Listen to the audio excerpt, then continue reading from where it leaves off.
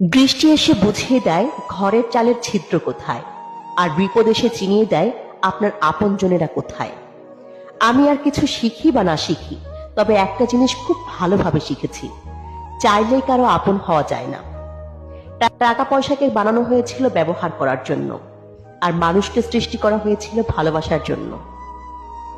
অথচ মানুষ টাকাকে ভালোবাসে আর মানুষকে ব্যবহার করে। তুমি বদলে গেছো, তাতে আমার কোনো দুঃখ নেই। আমি আমার বিশ্বাসের জন্য লজ্জিত। মিশুক হয়ে বুঝলাম নিজের আত্মসম্মান থাকা দরকার। সহজে সবার সাথে মিশলে মানুষ সস্তা ভাবে।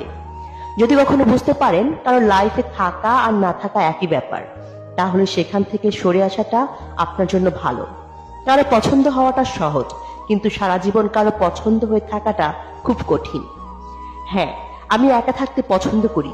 সময়ের সাথে সাথে আমি মানুষ চিনতে শিখে গেছি।